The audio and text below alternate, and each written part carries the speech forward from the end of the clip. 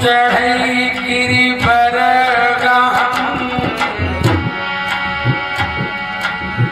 जा सुकृपा सो दया जा सुकृपा सो दया द्रवम सकल गली मन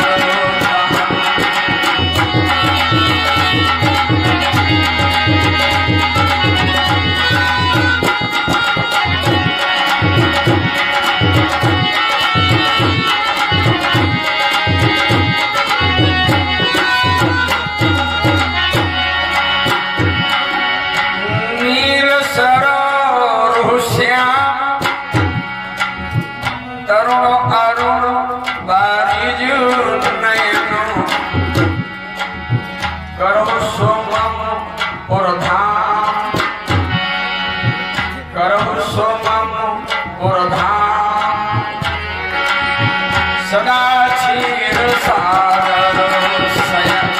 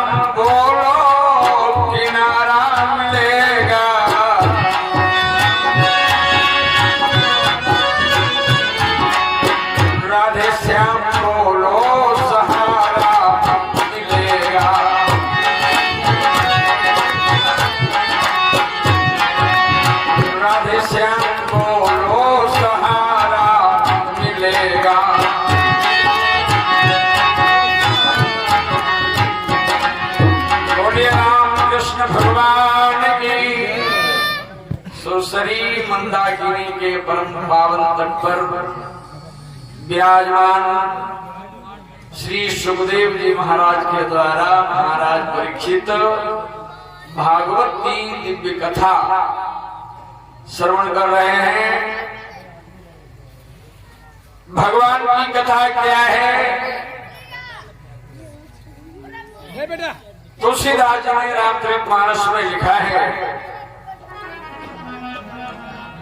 महामोह मही शेष विशाला राम कथा का लिखा करा।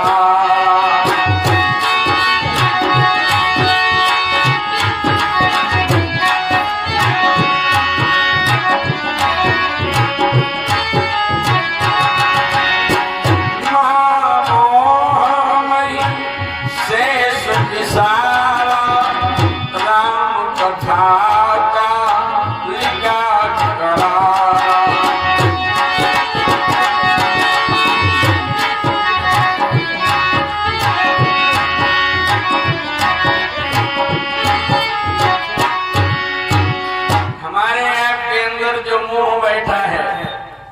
मोह सकल व्याधियों कर मूला, जितनी व्याधियां हैं इन सब की जड़ क्या है? मोह। और ये मोह बहुत बड़ा वाला महिषासुर है। और इस महिषासुर का वध करने के लिए भगवान की कथा भगवती काली के का स्वरूप है। और राम कथा सुंदर करतारी संशय भी हम उड़ावनी हारी।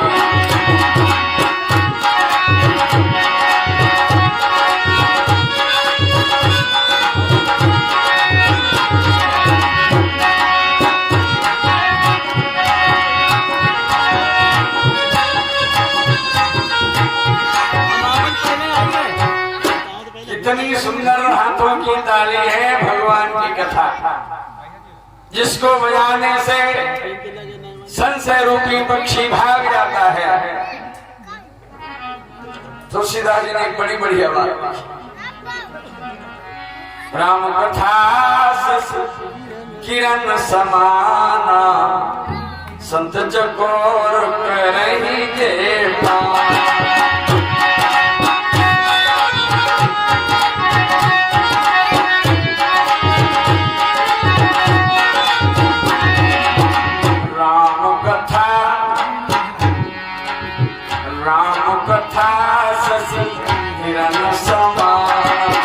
संत चकोर करहि जे पाना।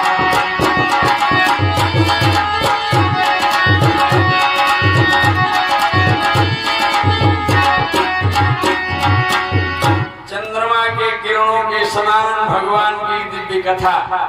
और हमारे संत जो हैं ये चकोर रूपी पक्षी हैं, जो इस कथा का पान करते हैं। राम कथा हमें संसार में कैसे जीना है ये शिक्षा देती है।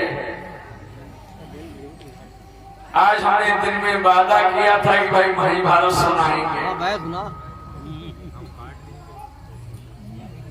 वैसे जी का सुधीर सिंह चौहान की ओर से 101 मुद्राएं प्राप्त हुई। व्यासपीठ की ओर से मंगल कामनाएं। जन्मेजय जी महाभारत की कथा सुन रहे हैं। और इस कथा के वक्ता हैं वैशंपायन। वैशंपायन जी ने जन्मेजय से कहा, राजन हस्तिनापुर का जब बंटवारा हुआ तो इस राज्य को 2 विभागों में बांटा गया। एक और हस्तिनापुर और दूसरी ओर इंद्रप्रस्थ। सब बंटवारे में छोटे का अधिकार पहले होता है। मौका दुर्योधन को दिया गया। दुर्योधन ने हस्तिनापुर ले लिया। और जो जगह उबड़ खाबड़ पड़ी थी बेकार इंद्रप्रस्थ, ये पांडवों को दिया गया। भगवान कन्हैया ने कहा कोई बात नहीं, तुम ये इंद्रप्रस्थ ले लो। अब पांडवों के लिए जब महल बनवाया गया तब कारीगर बड़ा गजब का बुलाया गया। मैदानव को भगवान कन्हैया ने बुलाया। और मैदानव ने अपने जीवन में केवल 2 रचनाएं की। पहली रचना उसने लंका की। कितनी गजब की रचना है जरा आप लोग ध्यान दें।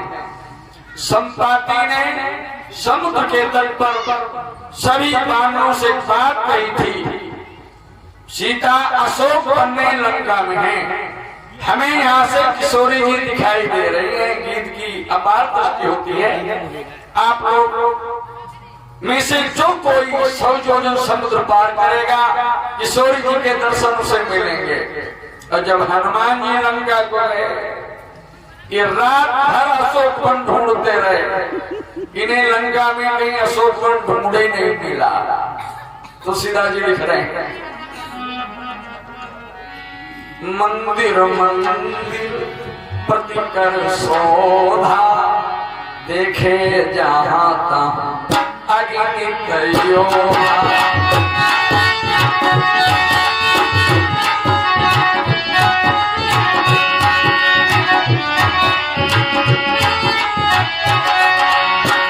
मंदिर मंदिर प्रति कर शोभा देखे जहाँ तहाँ अग्नि प्रयोगा।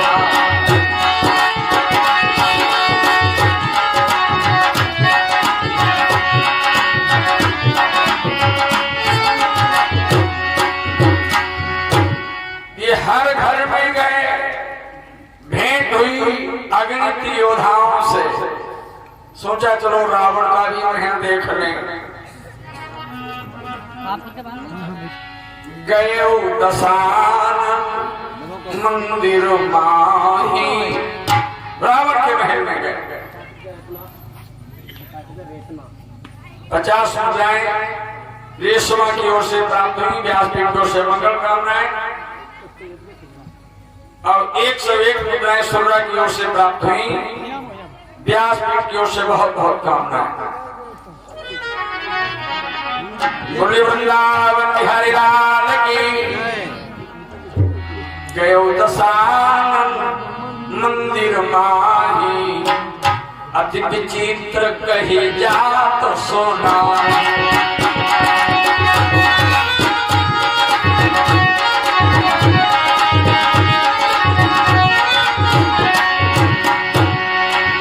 सैन किए दे घाकट दे, मंदिर मोह दिख दे।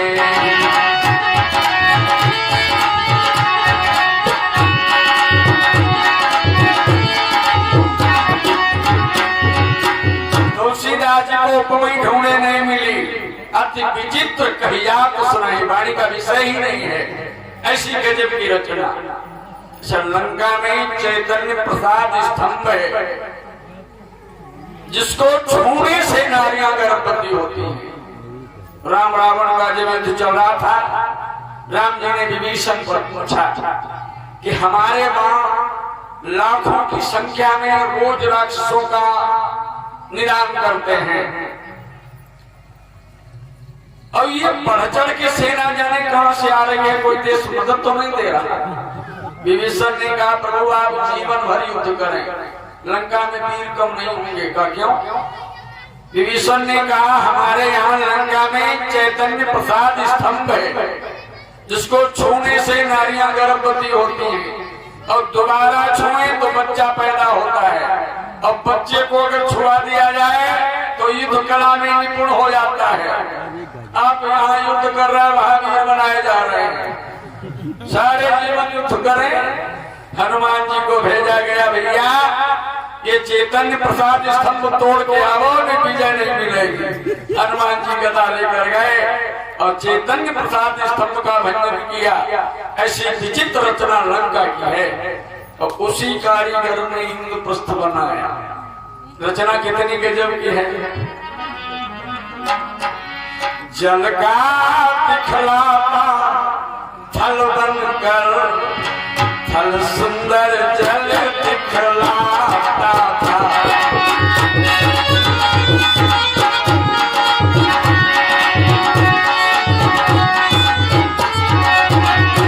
यह ऐसा अद्भुत भवन बना, नर धोखाइयों खा जाता था।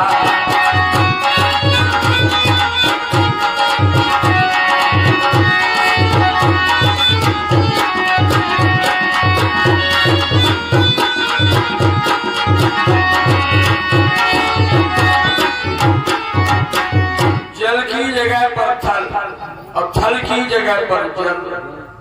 जल के ऊपर इस तरीके का उसने रंग जमा दिया, ऐसा लग रहा था जैसे कालीनें बिछी हुई हो, और थल के ऊपर ऐसा रंग जमाया, ऐसा लग रहा है जैसे पानी की लहरें हो। राजसूय यज्ञ में धर्मराज ने दुर्योधन की सेवा का भार भीम पर डाल दिया, तुम दुर्योधन की सेवा करोगे। अब भीम दुर्योधन को इंद्रप्रस्थ की रचना दिखाने को चले।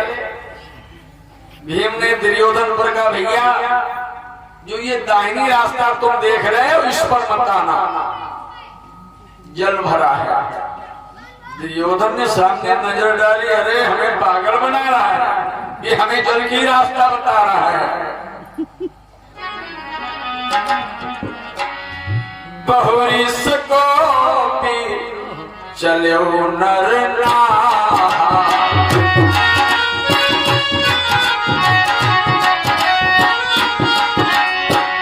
बहुरिस को भी चलो नर लागे पूरन बाहरी अथा।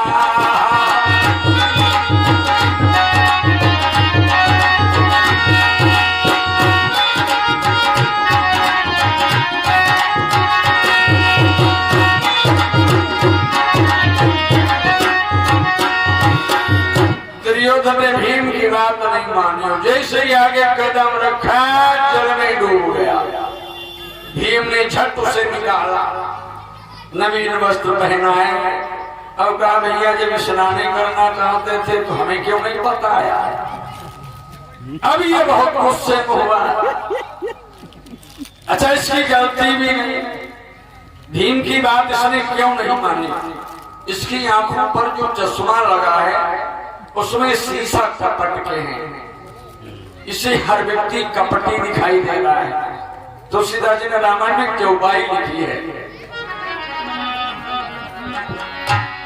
जाकी रही भावना जैसी प्रभु मूर्ति देखी थई।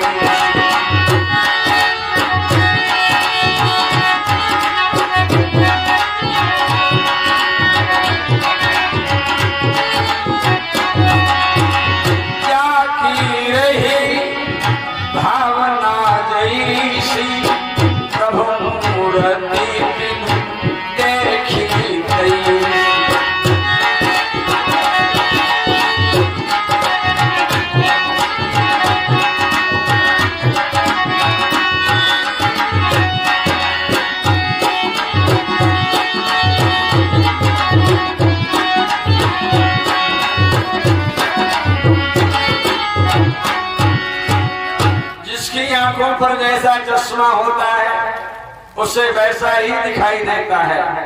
अध्यात्म रामायण में भगवान शिव ने लिख दिया, अशोक वन के फूलों का रंग स्वयं सफेद। हनुमान जी किसी कारणवश पहुंच गए। हनुमान जी ने कहा भोलेनाथ ये गलत लिख रहे हो, अशोक वन के फूलों का रंग है लाल। अरे शंकर जी ने कहा तुम झूठ कह रहे हो, तुमने फूल देखा ही नहीं है। हनुमान जी ने कहा नहीं, हम सीता की खोज के लिए लंका गया था, अशोक वृक्ष पर हम बहुत देर बैठे रहे, फूल का रंग लाल है। अब एक दूसरे की बात मानने को तैयार नहीं, फैसला करो। अब ये दोनों लोग अयोध्या आए, भगवान राम की नजर जब देवादिदेव पर गई, शंकर जी की पूजा की, पूछा महाराज बड़ी कृपा की, कैसे पधारे। शंकर जी ने कहा अध्यात्म रामायण में हमने लिखा है कि अशोक वन के फूलों का रंग स्वयं, और हनुमान जी का कहना है फूल लाल है, और आप निर्णय दें आखिर उस फूल का रंग क्या है। राम जी ने विचार किया अगर मैंने निर्णय दिया तो इनमें से ये कभी कहेगा कि प्रभु आप तो कभी लंका को नहीं गए, और जब तुम लंका को नहीं गए हो तो तुम्हें क्या पता फूल का रंग क्या है। राम जी ने कहा भाई हम तो कभी लंका को नहीं गए, लेकिन सीता अशोक वन में 1 वर्ष रही है, और जिस वृक्ष के नीचे जो व्यक्ति 1 वर्ष रहेगा उसे फूल तो दूर की बात रही, छाल का भी रंग बताएगा। भगवान श्री राम ने किशोरी जी से पूछा आप लंका में 1 वर्ष रही, अशोक वन के फूल का रंग क्या है। सीता जी ने भगवान के चरणों में प्रणाम किया और कहा प्रभु अशोक वन के फूल का रंग काला है। फैसला सुलझने के बजाय और उलझ गया। राम जी ने कहा हनुमान तुम बिल्कुल ठीक कहते हो, फूल का रंग लाल है, कारण जब तुमने समुद्र का लंघन किया तब तुम आवेश में थे, तुम्हारी आंखें लाल थी। आवेश में हनुमान जी कितने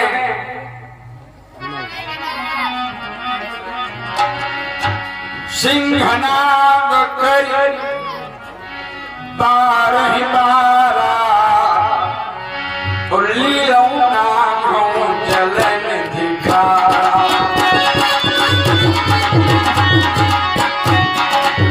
सिंहनाग करी बारहि बारा लीलौना जलन दिखारा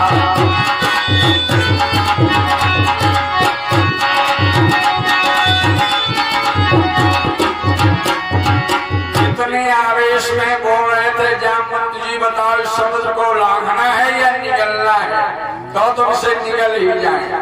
और आप लोग रावण से भयभीत दिखाई दे रहे हो, अगर आप लोगों की आज्ञा हो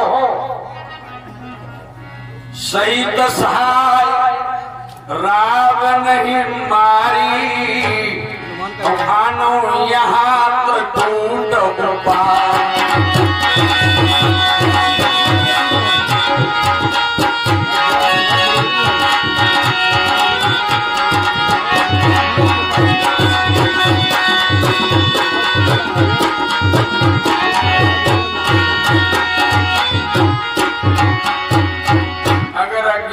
सहायकों के सहित हम रावण को बीज डाले, या कहो जिस त्रिकूट पर्वत पर लंका बसी है, हनुमान जी ने कहा त्रिकूट पर्वत उखाड़े लिया। इतने आवेश में है। राम जी ने कहा जब व्यक्ति दुश्मन से मिलने जाता है तब उसकी आंखें लाल होती हैं, इसलिए तुम्हारी आंखों पर उस समय जो चश्मा चढ़ा था उसके शीशे लाल थे। हनुमान जी ने कहा प्रभु क्षमा करें, हम लंका जरूर गए थे लेकिन कोई चश्मा समा लगा के नहीं गए थे। जब नहीं गए हो एक बात बताओ, लंका में तुमने सबसे पहले क्या देखा? हनुमान जी ने कहा नारियों को। मेरा उद्देश्य था सीता जी की खोज, और दूसरे जाते जाते मेरी भेंट लंकिनी से हो गई। नारियों को देखा। राम जी ने पूछा उन नारियों का रंग क्या था? हनुमान जी ने कहा नारियों का रंग लाल था। अच्छा उनकी साड़ियां? हनुमान जी ने कहा साड़ियां भी लाल थी। अशोक वृक्ष के रंग, अशोक वृक्षों का रंग क्या था? हनुमान जी ने कहा वृक्ष लाल रंग के थे। पत्ते का पत्ते भी लाल, लाल देह लाली रसें। राम जी ने कहा बिल्कुल ठीक था, तुम्हारे चश्मे के शीशे का रंग ही लाल था। सीता जी ने निर्णय दिया फूल काला है, बिल्कुल ठीक कहा।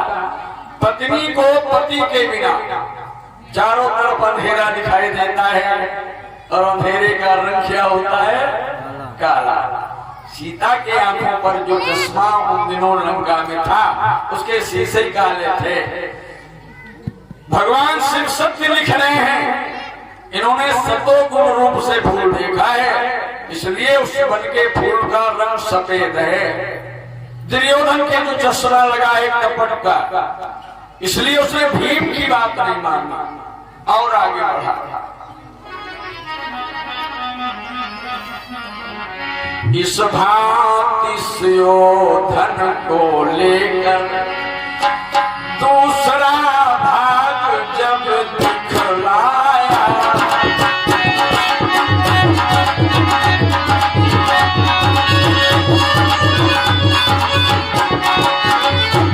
इस भांति सुयोधन को लेकर दूसरा भाग जब दिखलाया, दीवार को समझा दरवाजा, दीवार को समझा दरवाजा, आगे बढ़ते ही टकराया।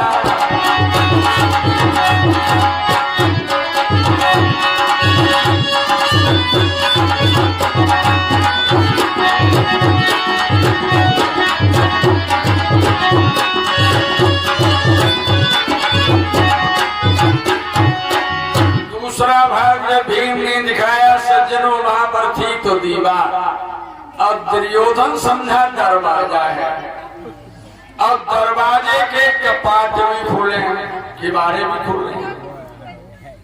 ये प्रवेश होने के लिए जैसे ही बढ़ा तक तभी ये धरती पर गिर गया। बड़ा लज्जित हुआ। ऊपर खिड़की में द्रौपदी बैठे हैं, द्रौपदी की नजर गई। द्रौपदी ने दासियों को आवाज दी, जरा दौड़ के आओ। दासियां एकदम दौड़ पड़ी। द्रौपदी ने कहा, दासियों देख तो लो आकर, ये कृत्य नया दिखलाते हैं, और मसल पुरानी आती है।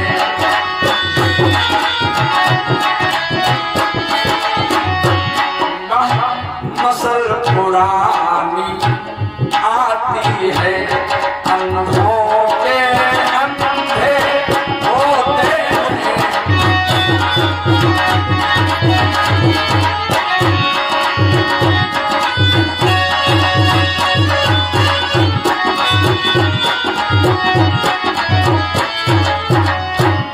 दासियों बिल्कुल सच है, अंधों के अंधे ही हुआ करते हैं। और इतना ही नहीं, अस कही कहे द्रौपदी जाता, हंस की ठठाई सुनी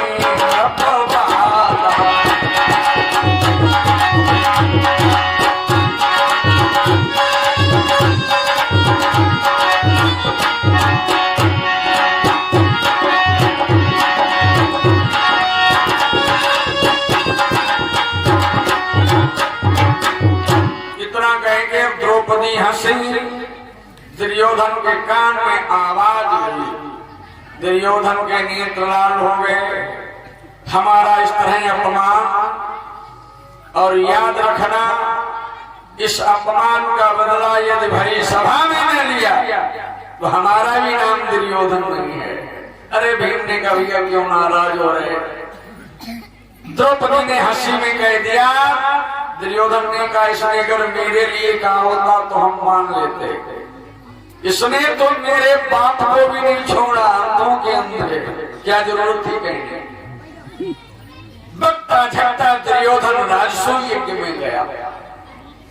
वैसे कहते हैं जन्मेजय पर राजन, हर व्यक्ति के साथ में भोग और भाग्य जुड़े होते हैं, और जब दोनों एक साथ में साथ देते हैं तभी काम बनता है। जैसे मान लिया किसी के भाग्य में दूध है, 10 भैंसें लग रही हैं, दूध हो रहा है भाग्य में, और वैद्य जी ने नाड़ी पकड़ी और बोल दिया कि दूध की अगर एक बूंद अंदर चली गई फिर तुम्हें कोई नहीं बचा सकता। अब भाग्य में तो है 10 भैंस लग रही है, लेकिन भोग में नहीं है, मामला गड़बड़। और मान लिया भोग में है और भाग्य में नहीं है। एक बार पति पत्नी थे, बात याद आ गई तो बताएं। आपस में बड़ा प्रेम। अच्छा, पति को घी बहुत पसंद था। दुनिया में अगर कोई चीज अच्छी लगती थी तो केवल घी, लेकिन घर में बिल्कुल दूध नहीं होता है, छिरिया भी नहीं लग रही। ससुराल में बहुत दूध होता है, 10 भैंस लगे ससुराल में, लेकिन वहां का माल यहाँ कैसे आ गया। भैया आया पिता के लिए, पत्नी गई मायके। तो चलते समय बाबूजी ने पत्नी पर कहा, भैया सुनो, जब हम तुम्हारी पिता के लिए आवे तब भाई हमें ढेर सा घी खिलाना। पत्नी ने कहा कोई बात नहीं, हाँ घी खिलावे। 15 दिन के बाद बाबूजी गए ससुराल पिता के लिए, बड़ा स्वागत सम्मान हुआ, ससुराल का मामला। शाम को जब भोजन करने बैठे, पत्नी ने विचार किया अगर ढेर सा घी हमने इन्हें परोसा तो ये भाभियां हमारी मजाक बनाएंगी, कहेंगे एक ही दिन में न जाने रावण को बना देंगी क्या।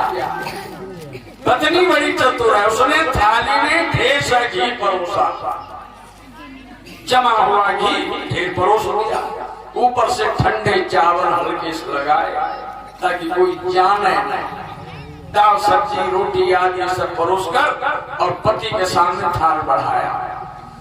अब पति ने नजर डाली, घी कहीं नजर नहीं आ गए।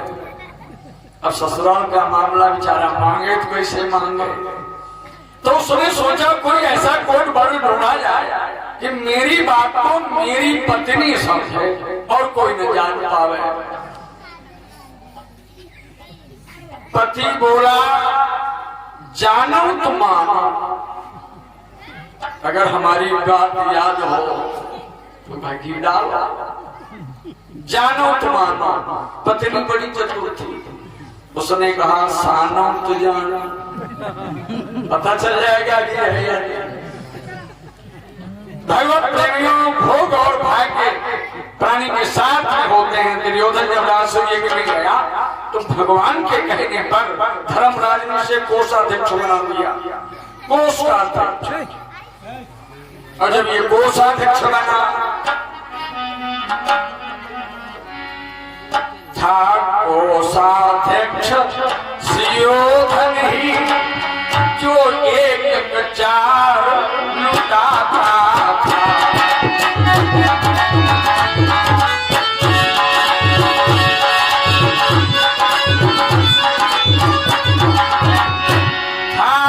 कोषाध्यक्ष सुयोधन ही जो एक चार लुटाता है। लक्ष्मी थी इसके हाथों में, पूरा तुरंत हो जाता था।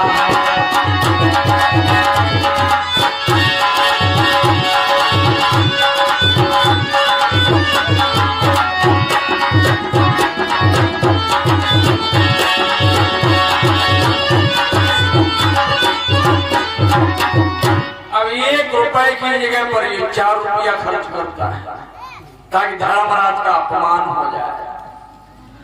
लेकिन भगवान बड़े कौतुकी हैं, भगवान जानते हैं इस पर लक्ष्मी जी की कुछ ज्यादा कृपा है, तो ये जितना माल खर्च करता है तत्काल पूरा होता है। नाम धर्मराज का हो रहा है, एक विधिवत पूरा होगा। राजसूय के अभिषेक का समय आया। अब अभिषेक ऐसे व्यक्ति को किया जाता है जो व्यक्ति वहां पर सर्वश्रेष्ठ हो, सर्वपूज्य हो, हर व्यक्ति उसकी पूजा करेगा। धर्मराज ने पितामह भीष्म से राय ली, सबसे बड़े हैं, ज्ञानी भी हैं। भीष्म से धर्मराज ने कहा, बाबा अभिषेक किससे करें? पितामह भीष्म ने कहा, श्रेष्ठ समाज में द्वारिकाधीश भक्तवत्सल करुणानिधान भगवान कृष्ण विराजे हैं। पृथ्वी की समस्त शक्तियां आकाश में स्थित होती हैं। पृथ्वी की समस्त शक्ति कहाँ स्थित है? आकाश में। और त्रिलोकी की समस्त शक्तियां भगवान में समाहित होती हैं। इसलिए इन्हीं का अभिषेक करो। धर्मराज ने हाथ जोड़कर भगवान से निवेदन किया, प्रभु आप कृपा करके अभिषेक करा लीजिए। धर्मराज की आज्ञा को मानकर भगवान कन्हैया अभिषेक कराने के लिए चले।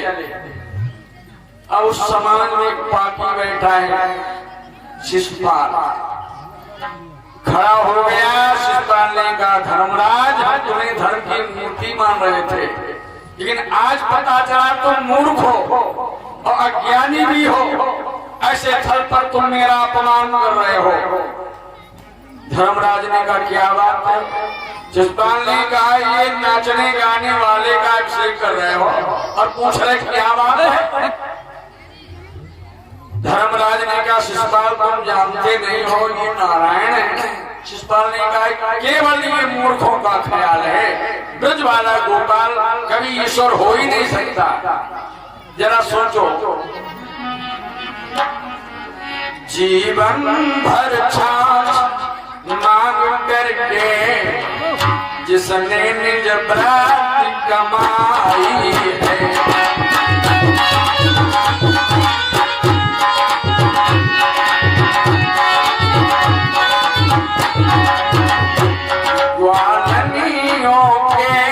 में नाचा, वह ईश्वर तुल्य कन्हाई है।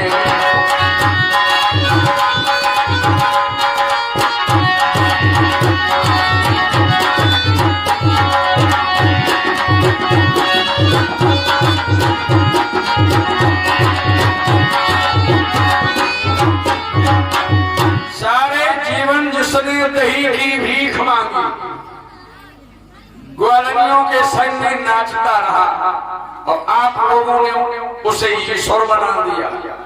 जरा सोचो, जिसने कंबल की घूंघों में और ये सारी उम्र कमाई है,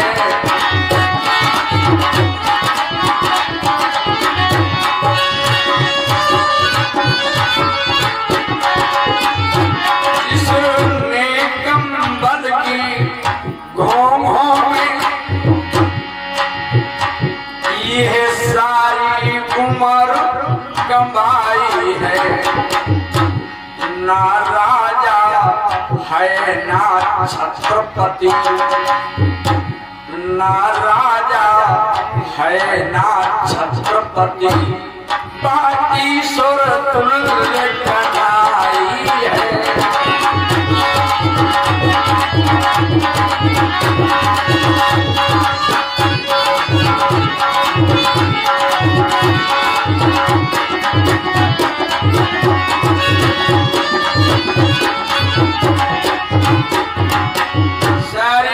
कंबल की घोंघ में बीत गई, गौएं चराता रहा और आप लोगों ने उसे ईश्वर बना दिया।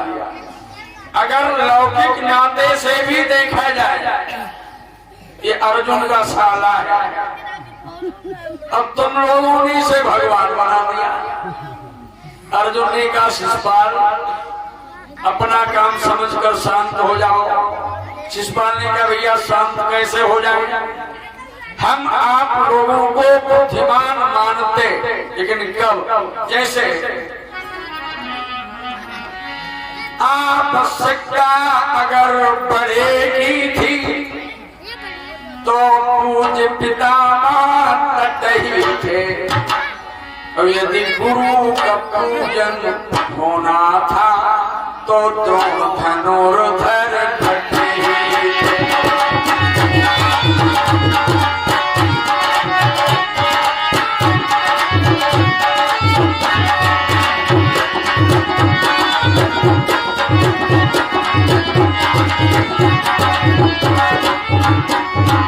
अगर बड़े की आवश्यकता थी तो पितामह ऋषि सबसे बड़े हैं, इन्हें अभिषेक कर देते।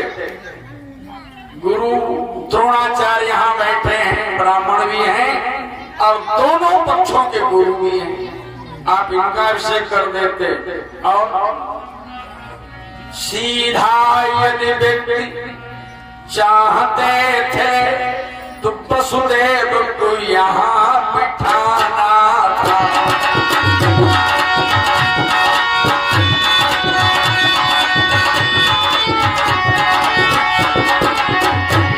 ऋषियों को अगर पूजना था तो व्यासदेव को लाना था।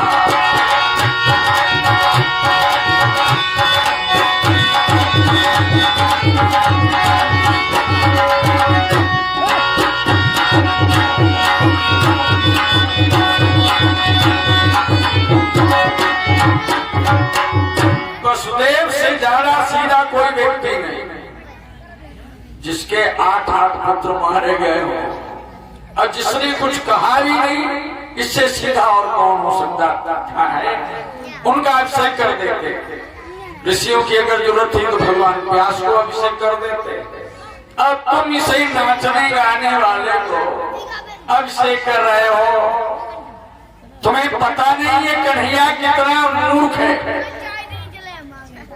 अब उसने मूर्खता का परिचय दिया, क्या बोला जरा सोचो। हम बैठे सब विपुल फुवारा, उस कन्हैया ने हम बैठे सब विपुल भुआरा और ज्येष्ठ बंधु कहूँ लघु करीडा।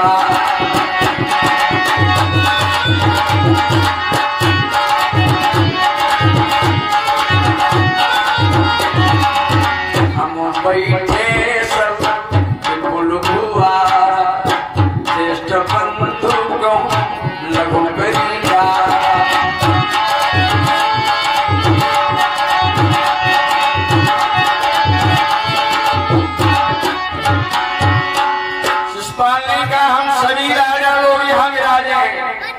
कन्हैया ने अपने बड़े भाई बलराम जी को छोटा बना दिया।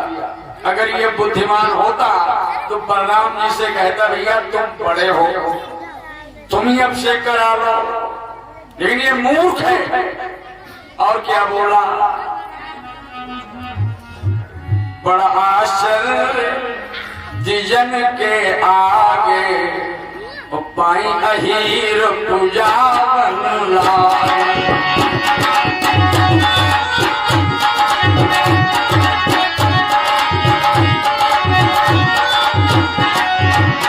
बड़ा आश्चर्य जन के आगे पाई अहीर पूजा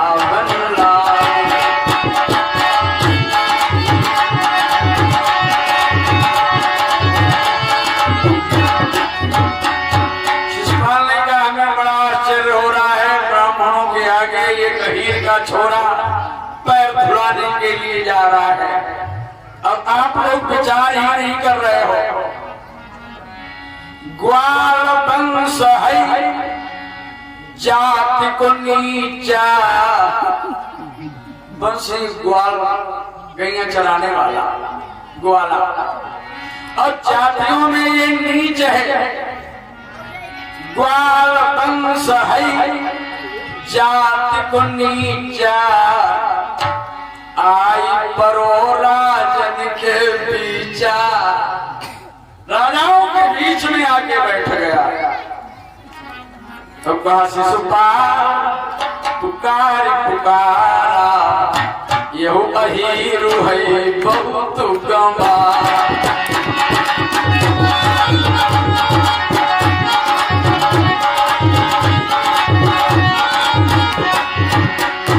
शिशुपाल पुकारी पुकारा, यहू अहीरु है बहुत गंवारा।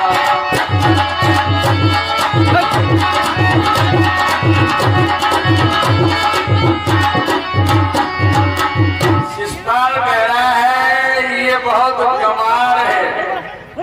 भगवत प्रेमियों,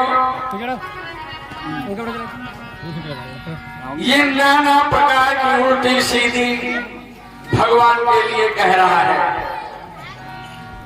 यदुवंशियों की दशा बिगड़ रही है, भगवान की बुराई देखकर, अपमान देखकर। क्या हो रहा है, फरकते यदुवंशी के बाहु, जहाँ तहाँ सब पर जय सबका।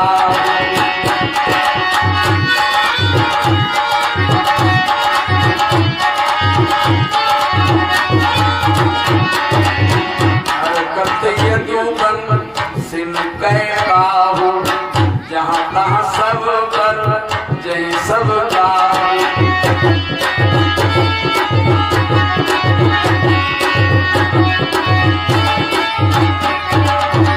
यदुवंशियों की भुजाएं फड़क रही हैं, एक दूसरे को सम्माना कर रहे थे और कह रहे थे भैया ये धर्मराज का काम है, शांत बैठो।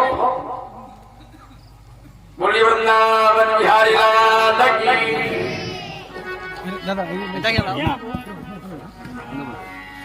सीताराम बोलो किनारा मिलेगा,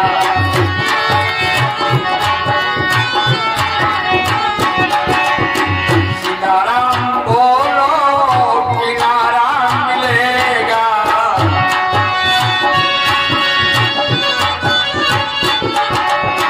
राधे श्याम बोलो सहारा मिलेगा।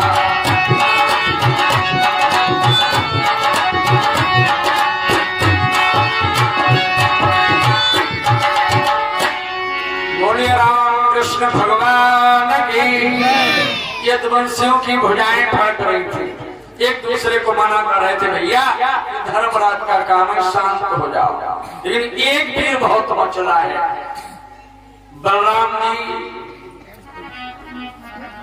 आसवतीय हल आयुध हाथा, बलराम जी आसव लगाए बैठे थे, हल मुसल हाथ में है। आसवतीय हल आयुध हाथा, दाऊ करन चाहत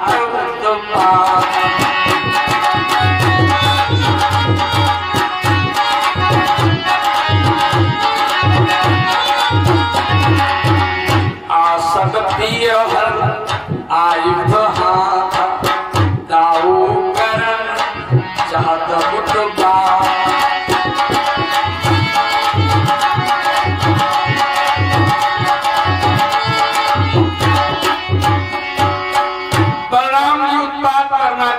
जैसे खड़े हुए। लेकिन बलराम जी के पास में एक व्यक्ति जो बैठा है बड़ा ज्ञानी है, उद्धव जी पास में। उद्धव जी ने बलराम जी को पकड़ लिया। अरे उद्धव जी ने कहा दाऊ ये धर्मराज का काम है, लोग कहेंगे इन्हें अच्छा नहीं लगा, इसलिए शांत बैठो। कन्हैया जब कोई संकेत करे तब कोई काम करना। और भगवान मध्यस्थल में खड़े हैं। दुष्टन के सुन बचन तिरीछे, आगे चलतन घूमत पीछे।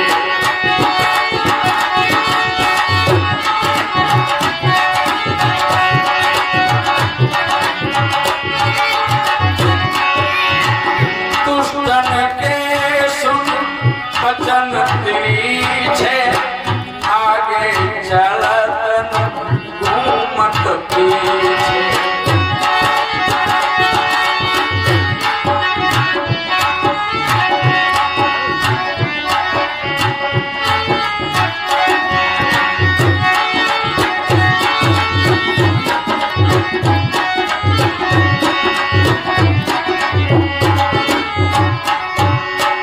भगवान मध्यस्थल में खड़े हैं।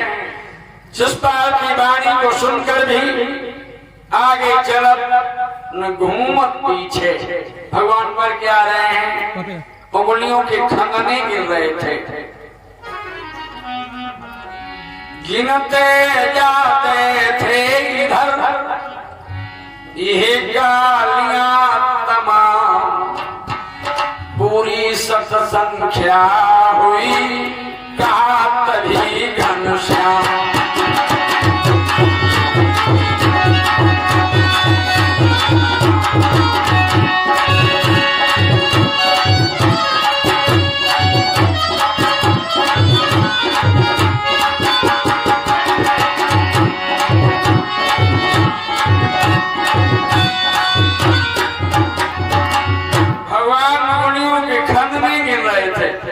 सौ की गिनती जब पूरी हुई, भगवान ने कहा शिषपाल अब आगे कुछ मत बोलना। मैंने तेरी माता को वचन दिया था हम सब गालियां माफ करेंगे। ऐसा हुआ शिषपाल का जब जन्म हुआ तब इसके 3 नेत्र थे, ये त्रिलोचन था। ज्योतिषियों ने बताया, नाम तो बोले हाँ, लाला राम विकास नगर की ओर से 11 मुद्राएं प्राप्त हुई। व्यास जी की ओर से मंगल कामना है। बोले वृंदावन बिहारी लाल की। तो ये त्रिलोचन है, 3 आंखें इसकी। ज्योतिषियों ने बताया जिस व्यक्ति के आगे इसका ये तीसरा नेत्र गिर जाए, जान लेना उसी के हाथों ये मारा जाएगा। एक दिन भगवान कन्हैया बलराम जी के साथ पहुंच गए बुआ जी के यहाँ। शिषपाल की मैया भगवान की बुआ जी है, बुआ जी से मिलने गए। शिषपाल का जब सामना हुआ तो इसका नेत्र गिरा, मैया चीख पड़ी और भगवान पर कह रही है कि कन्हैया मेरे लाल को मत मारना। भगवान ने कहा क्या मतलब? मैया ने पूरी बात बताई। भगवान ने कहा बुआ जी हम इसके 100 अपराध क्षमा करेंगे, नहीं मारेंगे।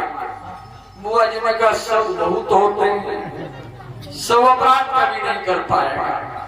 लेकिन आज शिषपाल बराबर अब शब्द ही कह रहा है, गालियां दे रहा है। जब सब की गिनती पूरी हुई, भगवान ने कहा शिषपाल अब न बचन निकसई मुख तेरे, और न तुझे हो यम सदन बसे।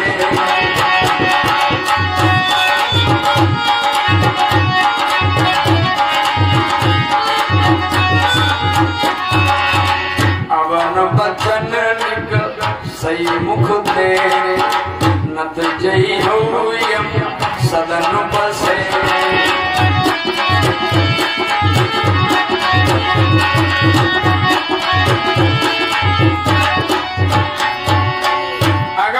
की बात तेरे मुख से कुछ निकला, भगवान ने कहा तो हम लोग चले जाओगे, लेकिन दुष्ट अपनी दुष्टता कभी नहीं छोड़ता। उसने मैं से तलवार खींची और कहीं दुर्वचन बड़े वो शिषपाल, ये दुर्वचन कहता हुआ आगे बढ़ा। भगवान की उंगली उठी, चमका हाथों में चक्र तभी, और तीक्ष्ण तुतिगामी का उठा।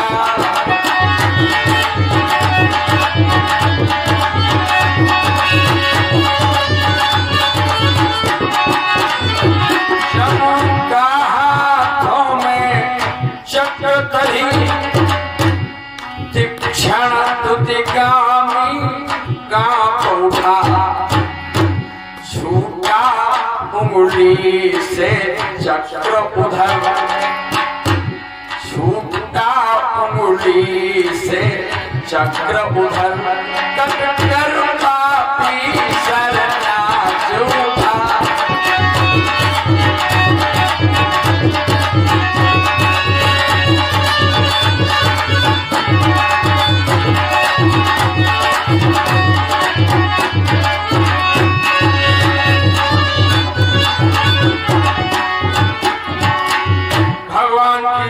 से चक्र जो छूटा, शिषपाल का शीश काट दिया। अब एक किसान में तो हाहाकार मच गया, लेकिन भगवान शिषपाल का वध करने के बाद वहां रुके नहीं, सीधे महलों के लिए चले गए। सिद्धांत कितने गजब का है। ककरौआ के हकीकी ठाकुर साजी एक बार बोले, खाओ करो, भोजन करने के बाद विश्राम लेना चाहिए, और मारपीट अगर कहीं हो जाए, मारो करो, मरने के बाद बाहर रुकना नहीं चाहिए। भगवान ने वही सिद्धांत अपनाया। शिषपाल का वध करने के बाद सीधे महलों में गए।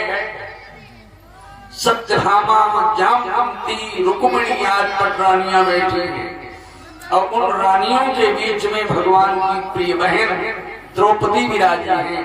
भगवान पर सबसे पहले नजर किसकी गई? भगवती द्रौपदी। भगवान की उंगली से खून की कुछ बूंदें टपक रही हैं। अरे मोहन भैया, तुम्हारे उंगली से रक्त बिंदु टपक रहे हैं। भगवान ने कहा बहन, चक्र की रगड़ के कारण थोड़ा खून बह गया। रानियों की दशा। रुक्मिणी कहा मैं जा करके अंदर से धैर्य लाती हूँ।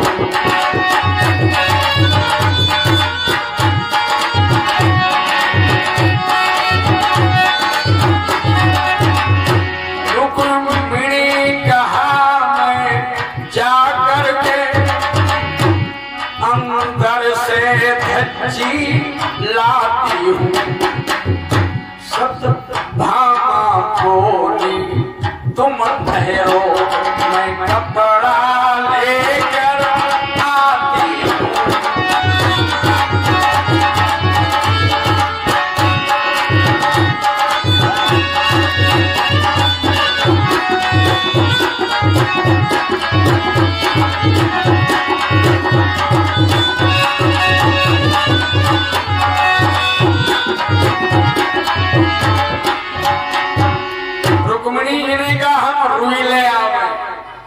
सुदामा ने कहा बहन तुम बैठ जाओ, हम अंदर से कपड़ा ले आ रहे हैं। अच्छा घर किसका है? द्रौपदी का। अब द्रौपदी आंगन में नाच रही है, हम क्या करें क्या न करें? ये क्या है? प्रेम। द्रौपदी को पता है कपड़ा कहाँ है, रुई कहाँ है, इन्हें क्या मालूम? लेकिन आंगन में नाच रही है, क्या करें क्या न करें? ये क्या है? प्रेम। प्रेम पहचाना कैसे जाए? ज्ञान और प्रेम में कितना अंतर है? ज्ञान की क्रिया जहां पर भंग हो जाए जान लेना ये प्रेम है। कभी कभी ऐसा होता है खास मेहमान जब आ जाता है उसके लिए लोग चाय बनाते, ते और दूध में पत्ती डाली, अदरक आदि मसाले डाले, और प्रेम में ये भूल गए चीनी डाली नहीं। कभी कभी होता है। भगवान कन्हैया जब विदुर जी के यहाँ गए तो विदुर जी थे नहीं, विदुरानी थी। विदुरानी की नजर भगवान कृष्ण पर गई। अब पूरे आंगन में नाच है, क्या करें क्या न करें? भगवान खड़े रहे। बाद में भगवान ने कहा देवी बैठने के लिए नहीं कहोगी? तब याद आया अरे आसन देना है। दौड़ करके आसन दिया, भगवान बैठ गए और स्वागत में केला लेके दौड़ो। केला छीला, केला की गूदी फेंक दी और छिक्कल भगवान के मुंह में रख दिया। भगवान को खाने लगे। ये क्रम चल रहा था, तब तक विदुर जी आए। विदुर जी की नजर भगवान पर और विदुरानी पर गई। विदुर जी ने विचार किया मान लिया हमारी श्रीमती जो तो पागल है, लेकिन ये कन्हैया उनसे बड़ा पागल है। अरे कम से कम ये कह दे गूदी खिलाओ। अरे देवी जी क्या कर रही हो? छिकले खिला रही हो? अब विदुरानी चौंक पड़ी। केला छीला, अब की गूदी खिलाई। भगवान ने गूदी थूक दी, का आनंद चला गया। भगवान को छिकला खाने पर ग्वाल वालों की याद आ रही थी, आंखों से आंसू टपक रहे थे। और भगवान ने कहा विदुर, जो आनंद गोपियों के माखन में मिलता था, ग्वालों की जूठन में मिलता था, वही आज यहाँ मिल रहा था। और तुमने इस रस में विष और घोल दिया। जहाँ पर ज्ञान की क्रिया भंग हो जाए जान लेना वही प्रेम है। द्रौपदी ने भी यही विचार किया। द्रौपदी बोली मैं कहा लेने जाऊं चीर, और रक्त लखूं मैं घात का रहे शीश पर चीर।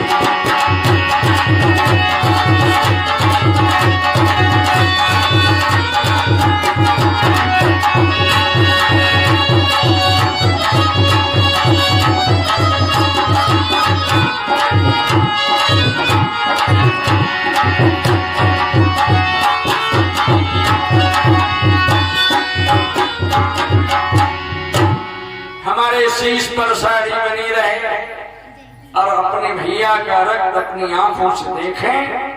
इतना कहने के बाद द्रौपदी ने साड़ी फाड़ दी। भगवान ने कारी जरा से चोट के कारण ये नया वस्त्र याद कर। भगवान से द्रौपदी ने कहा मोहन भैया आपके एक रक्त बिंदु पर हमारी लाखों साड़ियां न्यौछावर हैं। भगवान नीचे देखने लगे। द्रौपदी ने कहा मोहन भैया तुम नीचे क्या देख रहे हो? भगवान ने कहा तुम्हारी श्रद्धा और भक्ति को अगर इस चीट के बदले थानों पर थान दे दिए जाए फिर भी ये कर्जा अदा नहीं होगा। मैंने दोपहर में कहा भी था अगर दया की मूर्ति देखनी हो तो बहन के दर्शन करो। बहन दया की साक्षात मूर्ति है। आप दुनिया के सब रिश्तेदारों में चले जाएं, आपके मन का भोजन अगर कहीं मिलेगा तो केवल बहन में रहेगा। उसे पता है मेरे भैया कौन सी चीज मन से खा